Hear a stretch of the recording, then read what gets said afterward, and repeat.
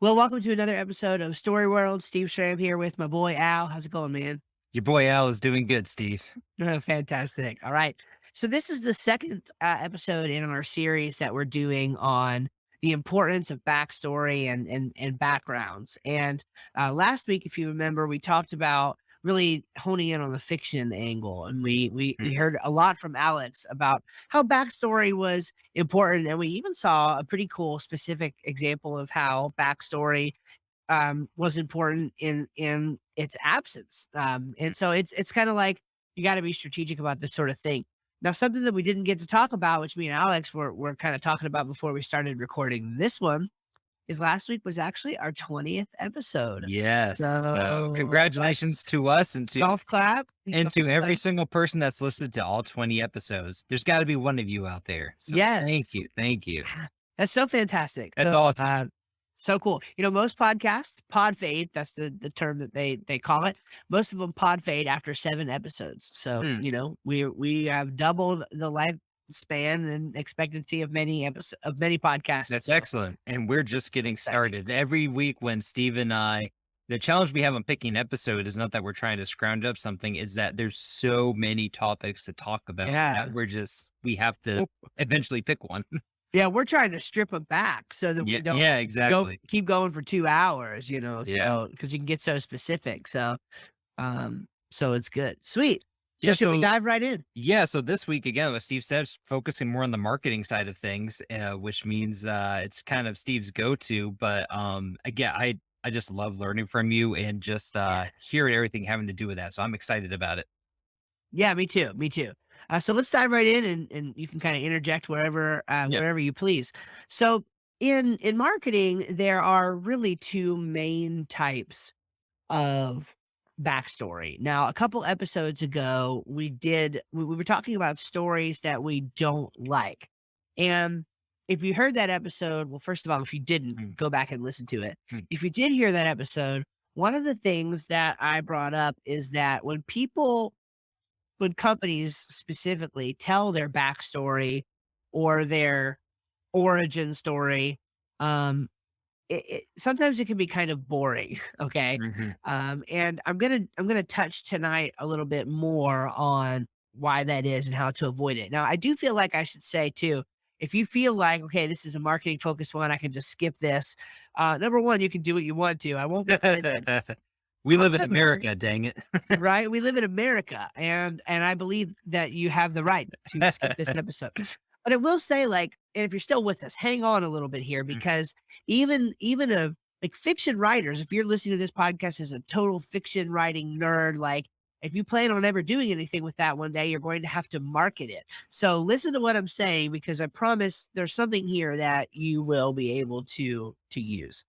Okay, so there are really two main types of backstory when it comes to the the marketing of a business or a brand or whatever. And that is your origin story and your epiphany story. Now, an origin story is this is where it can very easily be confused with, well, my uncle started the company in the 1930s and this, that, and the other thing. While that may be a sort of origin story, it doesn't serve the sale. And I want you to sort of just put a pin in that for a minute. We're going to come back to it a little later. But mm, before we get there, I do want to say that an origin story is a very important thing, but it's important that you tell it in such a way that it actually is meaningful to a customer, to somebody who could potentially use your product or your service. So, what might that look like? Well, I kind of put some examples down of just what maybe a good origin story looks like, and then a bad origin story looks like, or at least how they get started and what sort of trajectory they go down. So a good origin story, to be vague about it, and then maybe we can get more specific in a minute. To be vague would be something like this. Years ago, I was in this particular situation, had this particular problem, and heard about whatever, heard about a potential solution, or I heard about a person who experienced something similar and did something to pique their interest. So an example in my life. So when somebody says tell your origin story, obviously, like, we're not talking about, well, my mommy and my daddy loved each other very much. We're not zooming all the way back out to the beginning of your life. But what you're typically going to be talking about is how you got into and how you developed a love or a passion or whatever that led you into the thing that you're doing. So, Alex, as a writer, if you were to tell the origin story of you being a writer, my guess is that, and I could be wrong about this, but my guess is that it probably would start with the fact that your dad and you used to like share lots of stories back and forth, about different things. And maybe it would be different than that, but the point is that there's usually something that happened in your life that you can sort of look back to and say, yeah, this is sort of the reason why I went into the sort of field that I did. For me, if I were to tell my origin story about getting into web design, I would tell the story about how I used to work in a recording studio. And one of the things that we would do is my buddy who worked in the studio with me, he was good at web design. And to sort of upsell our customers, he would we would sell them a website, and then he would actually design and code the website, and I would write the content for it. And so that's how I first started to get into, really writing and website design. Now, if I was telling it for a specific purpose of trying to do a sale or something like that, I would be a little bit more elaborate about the story. But just to give you guys listening a quick sketch, that's where I would go to talk about my origin story because it's directly relevant to how I got into the thing. And so the question is of importance, right? Like, what does this mean? What does this actually do?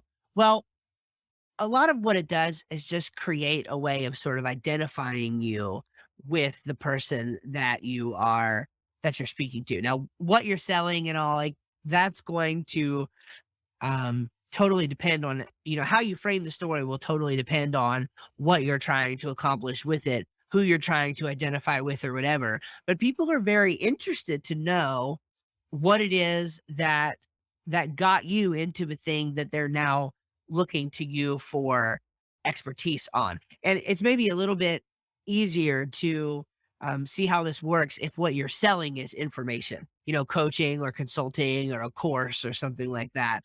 But I do think it works for, like, services-based stuff and all of that, as well. Now a bad example of this would be sort of the classic, "Well, years ago, my uncle Bob founded this company in 1977, and we it was the best of times, and it was the worst of times, and he had to walk uphill in the snow both ways just to get to the core." That those what the problem with that is it's a level of detail, that it doesn't really do anything for the customer. It doesn't really create, respect. It doesn't really, other than longevity, I mean, maybe in that sense, but it doesn't really create any sort of specific feeling or doesn't really serve any sort of, uh, purpose, to go down that road. So typically what you're going to do is prune the story down and, in writing this, whether fiction or nonfiction, it all goes through a process of revision and pruning. And a lot of times, the thing that makes a story better is not what all you can add to it, but what you can take away and still retain the core of the message. And so, by learning how to sort of hone and refine your stories towards something that is useful for your client or your customer, typically that's going to be the best way to go. So I'll stop there. If you have any questions or any thoughts on or reflections on that so far. Yeah, no, that's really interesting. I was thinking about how excited, at least I personally get about origin stories as they relate to fictional, specifically movies. Although there are some fictional books that I like talk about origin stories. One of them, R.A. Salvatore wrote about the Legend of Drizzt series. I think that was what the first series was called, with the backstory for him, or origin story. But so, for instance, it seems like one of the more important things is really focusing on making that personal connection. So rather saying this company was founded by this, by my great uncle so and so, and this happened, instead it's, hey, this is what happened to me, and this is how I came to this. It's like watching like Batman Begins or any of like X-Men Origins Wolverine or something like that, where some of those origin stories can get convoluted with like other characters stepping in or other stuff that doesn't need to be, when really those origin stories, we just want to know what's going on with the origin of that character. It seems like the same is really true for on the marketing as well. Yeah, that's exactly right. And in fact, I was just thinking as you said that of what would be a great example of this in film that we could point to. And I think it might be something like Iron Man. Uh, Mm. okay, so like everybody kind of like gets okay, Iron Man is this person. So the first Iron Man movie. Now, okay, if you're like a hardcore and you're into the comics and all, just ignore me for a second because I don't Plug know your anything. ears. I don't know anything about that stuff. I'm just saying, I'm just gonna look at the first Iron Man movie from, like, 2007, and based on that, um, you see the details that matter, and Mm, you have the level of fidelity there that makes sense to give you exactly what you need to know for how Iron Man became Iron Man. So in that sense, you get the backstory mm, of Iron Man, but you don't get when, Howard Stark originally founded the company. You don't mm, get why he founded the company. Now, some of that stuff, if you're a real nerd, you can pick up in bits and pieces mm, from different things by watching the different MCU things, especially watching YouTube things that talk about, mm, what used to go on in the comics. And of course, if you're a comic nerd, you can get all of that extra stuff, those extra levels of fidelity if you want them.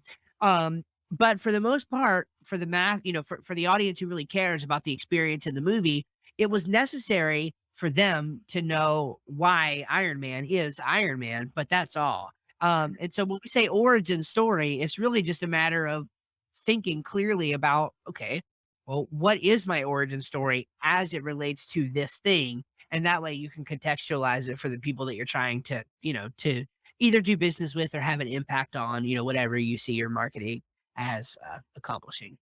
yeah, excellent. Sweet. Okay, so the second type of backstory, this can be confusing for people, so I wanna try to be clear here. The second type of backstory is what we might call a epiphany story.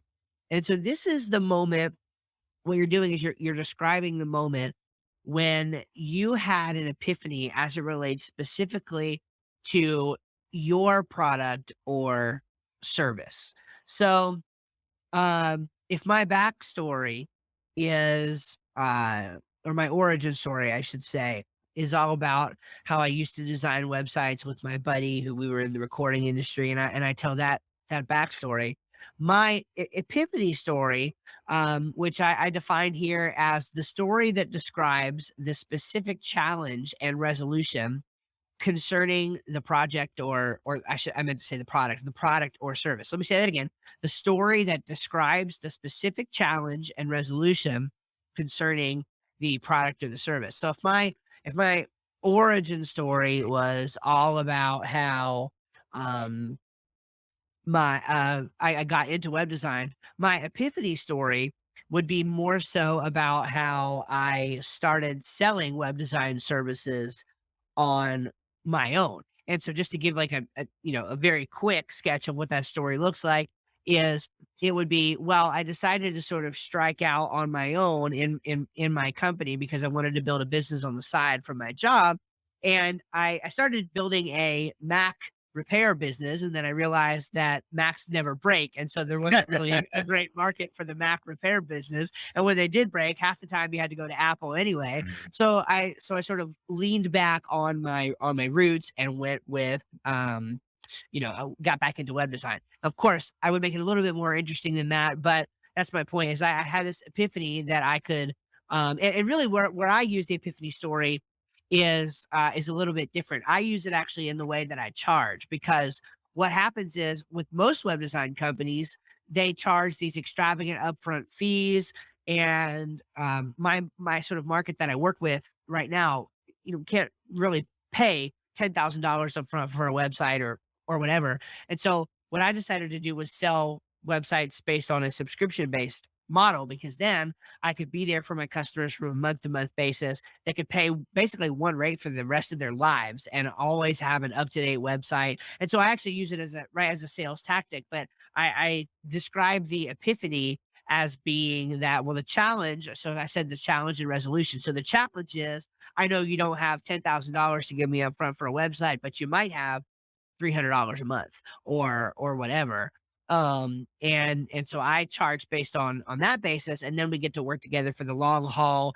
I'm only charging you $300 a month, so I'm not gonna like go get my $10,000 and then ghost you, because that's what a lot of web designers do. In fact, a lot of clients come to me, Mm, and this is helpful context, I think.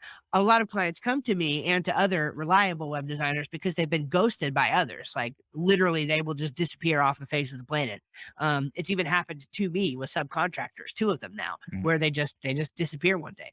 And it's kind of weird, but it happens. And so I basically, it's part of my sales pitch that I built my business fundamentally, even in the way that we charge, all around the fact that I'm not going anywhere. I want to be here with you for the long haul because I want to continue to get paid, and you want to continue to experience great service. So you see, what I'm doing is I'm using the story about how I structure my entire business to actually um, use that as a sales mechanism. Another example here that I wrote down is one of my favorite companies, Basecamp. So Basecamp actually makes the project management software that I use, called Basecamp. And their epiphany story is that they were a web design company. So they started in like 1999, and about 2003, 2004, they were doing some pretty big projects, and there really wasn't, a good solution back then for how to keep everything in one place and manage projects well and invite clients into that experience and everything. And, things would get lost in email just like they do today. It was even worse, back then, because you didn't have as many tools to organize it well. mm. And so they needed a solution to manage projects in one place and sort of maintain a central source of truth. So they developed this product called Basecamp. And they sort of set a goal for it that if it was doing like 5K a month at the end of a year, they would be happy with it. It turns out that by the end of like month 3, they were already doing 5K a month, and it was like, "Oh, this is pretty crazy." And then within 3 years, they had like 100,000 users, etcetera. And so it just absolutely took off, and it became their entire business. They got out of client services and whatever. And the reason I can recite that to you like that is because I have heard their CEO now tell this epiphany story probably hundreds of times. And because he shares it often, and it gets people invested emotionally, uh, in the product, because what he's able to do is then share, look, we were having these struggles, and then the people are nodding their heads and go, yeah, I have that struggle now, and it's 2022. And this is why they get thousands and thousands and thousands of new user signups on a regular basis. And they're a pretty lean company. They have like 50 some employees, and I think over 15 million active accounts on the Wow. platform. Hmm. I mean, not necessarily paying subscribers, that's in the Yeah. hundreds of Right. thousands, but, like, as far as people with Mhm. Basecamp accounts, like, over 15 million, and the company is, like, less than 55 people. So, um so it's just interesting. They have interesting things to say, interesting stories to share from their actual, life and time in business. And so these sorts of things can be used to identify, or to help identify potential clients, customers, patients, students, whatever business you're in. It can sort of help them to identify with you, as long as you're wielding these tools well. So, You know what's interesting? Just kind of me thinking. I've heard also a.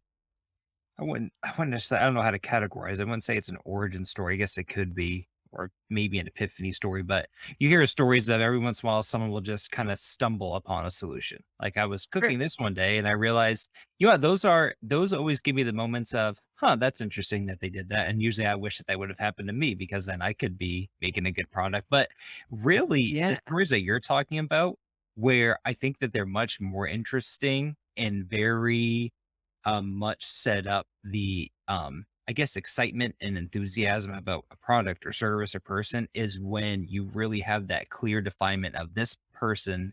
I failed at this. I sunk to the bottom here and I tried my best and it That's failed. right. And then here is how I ultimately overcame it to where I am now. Yeah. Overall, that has the, at least in my opinion, the more oomph and the better impact on people. Yeah. Yeah, that's right. And there is another sort of dynamic for this sort of thing is, so business in 2022, sort of like, it just kind of assumes that you are taking some sort of leadership in the sale or in your positioning, right? So you're formulating what some call like an attractive character. And part of this is the attractive character has an identity. And I'm not going to, remember them all. There's like four. But one of those, for example, is the reluctant hero. So the reluctant hero is somebody who basically they didn't intend to set out and to be any sort of thought leader or whatever, but they sort of stumbled upon a solution and feel compelled, almost like a higher calling or something, like that it's their mission now. Like they have to share about this, or they have to tell about this transformation, or they have to do whatever to, to lead the way. Another identity, just to kind of go along with that, is the reporter, right? So there are people who have built entire businesses off of nothing but basically being the person who sort of comes from it as I'm on an exploration, I'm on a journey, and I want to bring to you the best experts. Um, like so, a very popular name who does this sort of thing is well, I was going to say Tim Ferriss, which is true, but maybe even a more popular one would be Joe Rogan.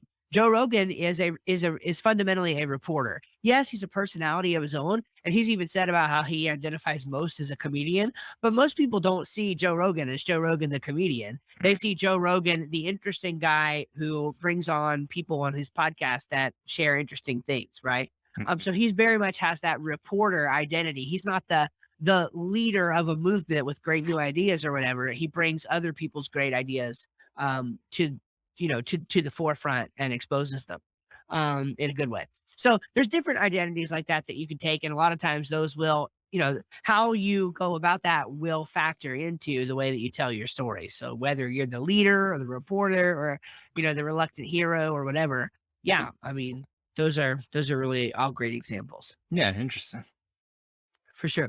So to kind of start winding down a little bit here, I want to bring everything back to what I call a controlling question. And so by controlling question, I mean like, what is the one question that you could ask that sort of helps contextualize what you're doing? And that would be this for this particular thing. Do your stories serve the sale? Okay. So does your story about how Uncle Bob founded the company serve the sale? Mm, Well, I would say in most cases, no. Now, if you're Betty Crocker or something, and the entire point is how, like, your mama created, started the company because she stumbled upon some recipe and secret ingredients and this, that, and the other. There are times when though that level of detail in a story is going to happen to coincide with important details in the origin story.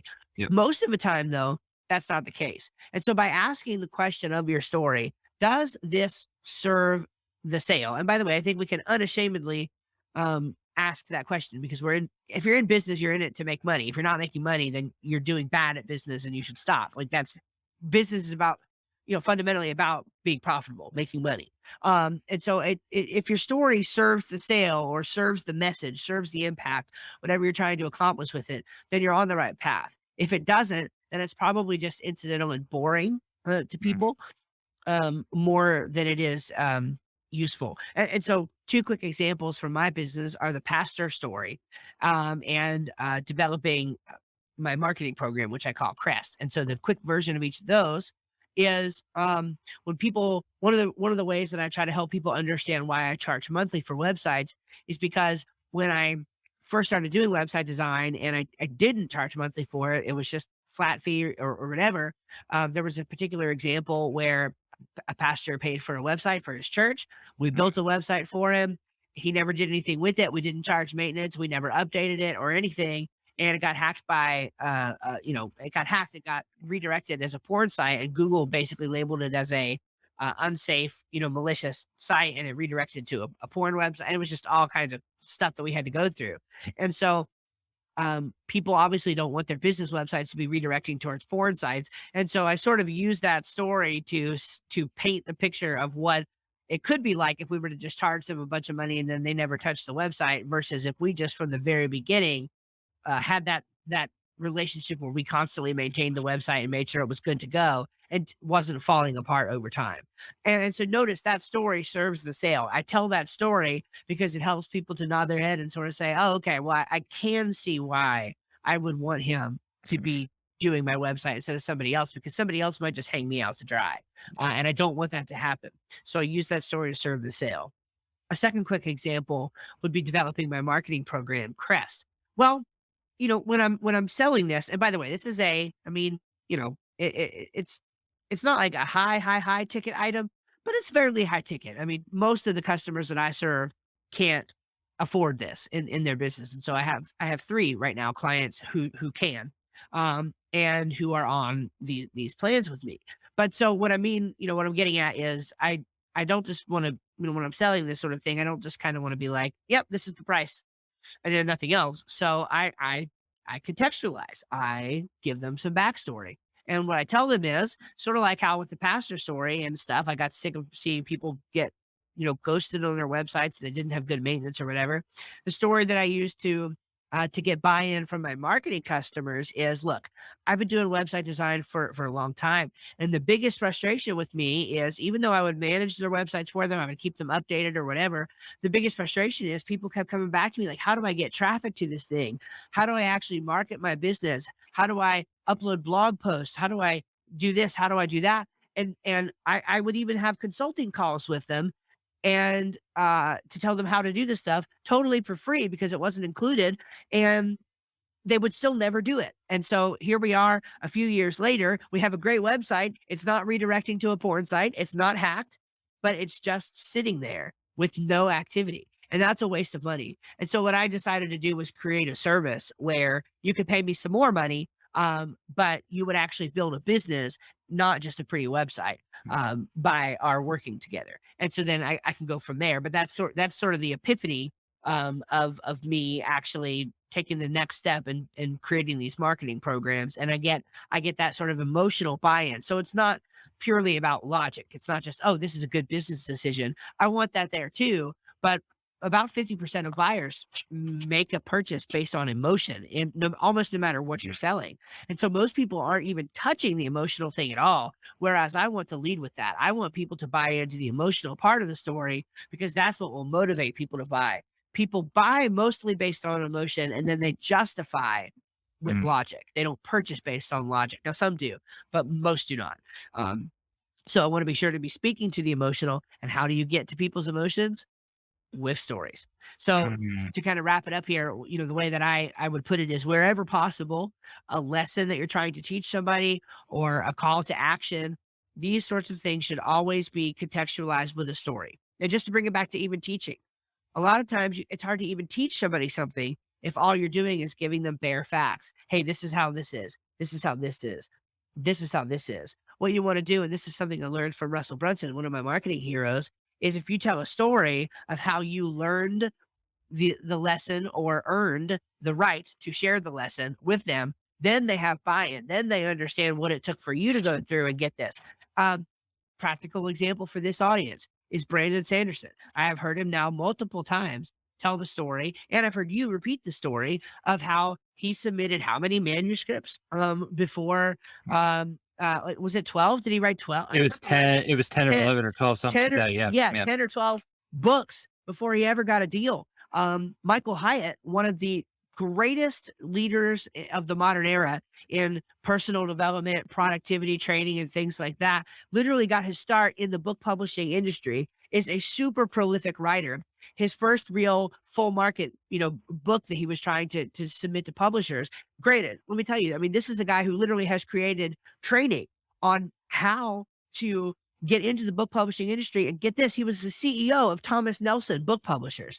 For his first book called Platform, Get Noticed in a Noisy World, it was a huge book, smashing success, New York Times bestseller. He submitted it to 29 publishers that all said no before Wow. the 30th one Wow. said yes. Now, when he's telling, so get this, he has a course that you can buy, or at least he used to, on I think it was literally called Get Published. It's on how to get published. Now he could have just immediately started launching in with step one, but there would be no buy-in. It'd be like, oh, whatever. This is probably just one of a thousand way, or whatever. But when this guy tells his story of, like you said, failure, when he tells his story of, look, I used to work in this industry and I got rejected 29 times. So I empathize with you. I sympathize with you. But look, here's what that experience taught me. And now I want to share it with you. At that point, you're going, oh my gosh, yeah, I'm going to listen to this guy because he's gone through the sort of rejection that I would like to avoid. And he might be able to tell me how to avoid it. So you see how contextualizing it and setting it up with a story can honestly just take what you're teaching or trying to sell or whatever completely to the next level. Yeah, absolutely. I really don't have anything to add to that. I just love how Perfect. every single time when it comes to the marketing, and then it really applies to any area of your life, is that call to action, whether it's an internal something for yourself. If you Yep. like, for me, if I set a goal to what I wanted to create for my art for my video game, then like I need to action it out. Like I need to internally call myself to action on it and not just say, "Oh, wow, that'd be cool if I do this. And that's so exciting that I could do that." You actually have to do it. And the same when you're talking Yeah. to people. If it's an interview, you want to try to get hired somewhere, try to force them to make that call of action to make them really want to hire you. Yeah. And it's That's the right. same in That's every right. aspect of That's life, right. you know?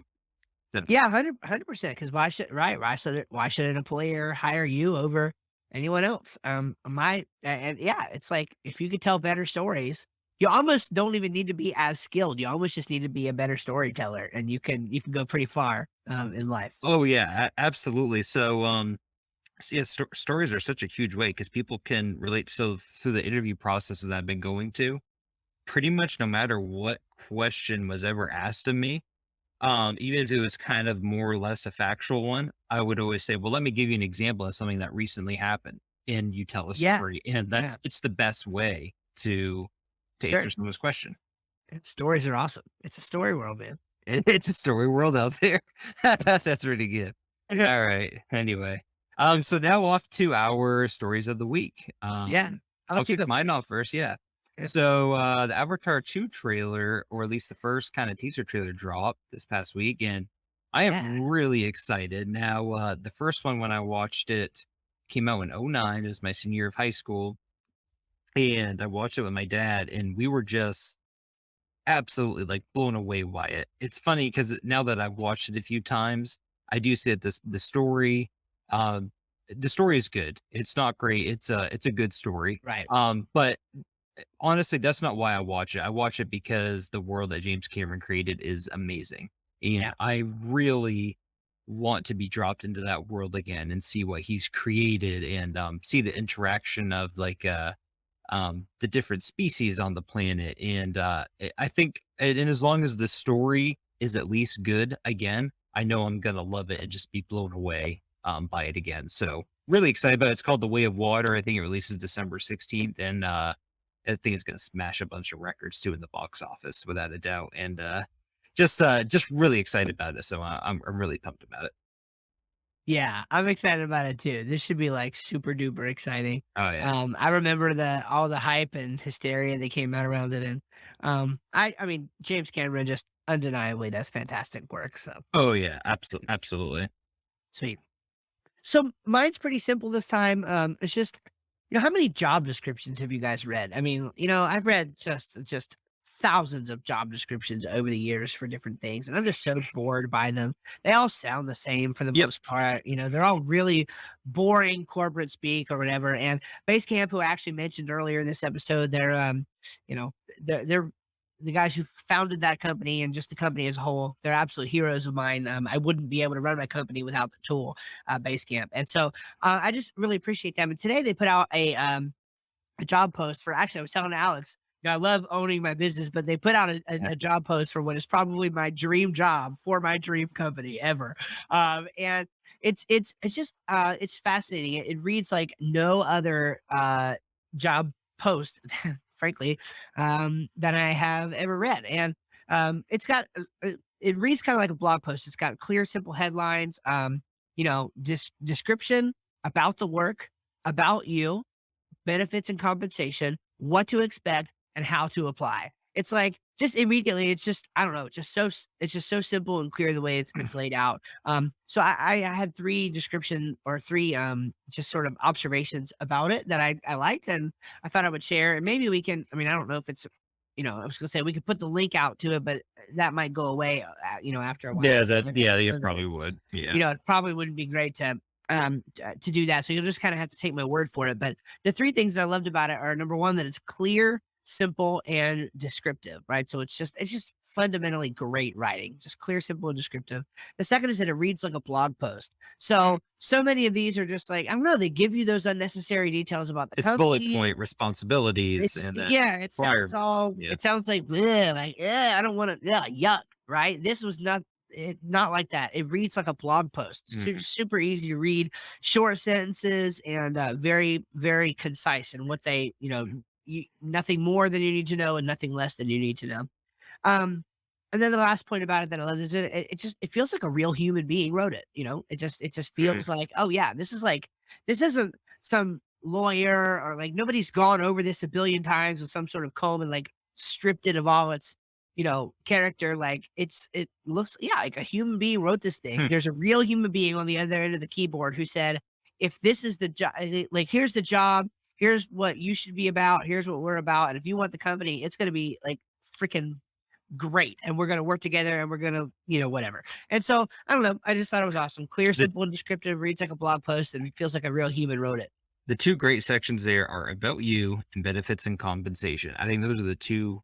Obviously, Yep. the other stuff is important too, but the about you is great because even though you might have the requirements, I have not applied or steered clear of looking at jobs because the about you just doesn't fit what I'm about. And it's a great way to have to screen for candidates by not even having them apply if they don't fit what you're Yeah. looking for. And then the benefits and compensation section, I don't know what detail they go to that, but um I absolutely hate the way that it's a weird like maneuver where you're trying to hire a candidate, the candidate's trying to find a job to work for, and it's so secretive of how much the final pay is going to be and I what know. exactly are the benefits. And it's like, dude, like it pisses me off to no end. It's like, hey, just like be honest, like that way, and that saves you time. Well, from people not being disappointed or rejecting the job at the end, just say upfront, hey, here's what we're going to pay you. Here's the benefits you're going to get. Here's the person we're looking for, and then what do you want from us? And do you Yep. disagree with that? Are you looking for more pay, less pay, and just be upfront with Yep. people? I just don't It's get it. it's that was honestly my favorite part of this. So I do wanna read, I think it's good because we've I do wanna read just a little bit of this. Yeah, yeah, So, like, absolutely. based on what you said, benefits and compensation, check out. This is the first line. You're gonna love this Okay. because I hate this. How many times have I read benefits and compensation are based on your experience and, Yes, yes. they're dependent upon this, that, and the other thing, and they contextualize for a paragraph around things, and it's, like, so vague, and sometimes you're just like, "No, like, is this worth my time applying? Does Mhm. this," right? Because sometimes it's just not a fit. Listen to this. The first line under benefits and compensation. The first sentence, "The salary for this position is $100,000." Boom. Boom, Thank you, right there. buddy. That's Needed you to know know you're that, gonna get paid that. right? We're a fully remote company, and this is a remote job. They give you a link. They have their employee handbook is public. It says our benefits support a life well lived away from work, ample time off, and all the resources you need to support you in doing the best work of your career. Our handbook has detailed information about the benefits we offer, and that's a link. You just go right out and you just go Mhm. legit, just look at the employee benefits. Um, and I do want to read the full about you section. It's two paragraphs, and Yeah, absolutely. I think it's just No, freaking it's a good example. Yeah, let's great. hear it. Because this is what we So talk about all the time is the kind of person you are and, presenting yourself and yeah, yeah, exactly. So listen to this. So it says this. Again, the title of the role is visual storyteller. So it involves video work and okay. stuff. So here's what it says about you. You should be adept at video production. You should have a knack for explaining things clearly. You should be a great writer. You should be good at avoiding long, arduous setups and know how to get to the point with just enough supporting material so everything makes sense. You should be good on the camera yourself, and you should be enthusiastic without being cloying or annoying. Nothing cheesy, clickbaity, or formulaic. This isn't about picking up views or smashing like Mhm. buttons. This is about showing off just how useful our projects are.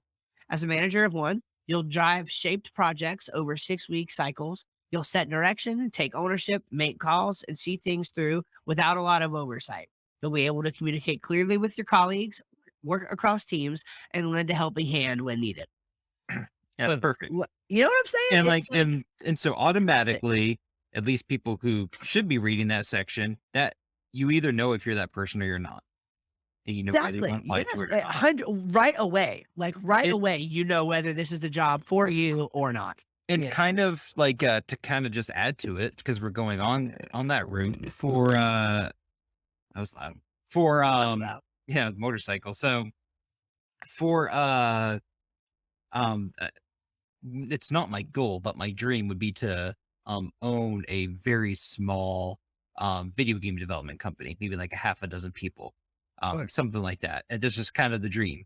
And so if I ever got to that point, and looking for people to hire in certain positions, uh I want to not just follow that format, but instead of saying, "Hey, what's your years of experience?" or "What's your history? What did you take for college and courses?" Instead, like if I'm hiring a video game artist, I just want to say, "Show me the best art you've ever done. Show me what you do." And that's that. It's just like get to the point. If you're looking for a good artist, years of experience shouldn't matter. Someone who's done it for 5 years could be better than someone who's done it for 20 years. A company that they work for shouldn't matter. What really matters is getting down to it is what you need for the job. And obviously, what this company needs for the job right now is someone who is comfortable working with the videos and with reporting to colleagues, taking ownership of themselves, and just very clear cut and to the point. Yeah. Yeah, 100%. I mean, I'm screen capturing it. I'm saving this job description as something to look back to just Is a great example. as a guide for writing. Not even Absolutely. I mean, yeah, it's a job description, but also just like, yeah, it's a as a guide for writing. Like it's super it's super great. So anyway, those are our stories of wait, that was mine. You have a story of the week to share. I did mine. No, Avatar no, too. you did. You did. I already did it. That's right. Already Yes. good. Good to go. All right, my friend. Well, that's going to wrap it up for this week's episode. If you're enjoying it, please like call to action for this week is Yes.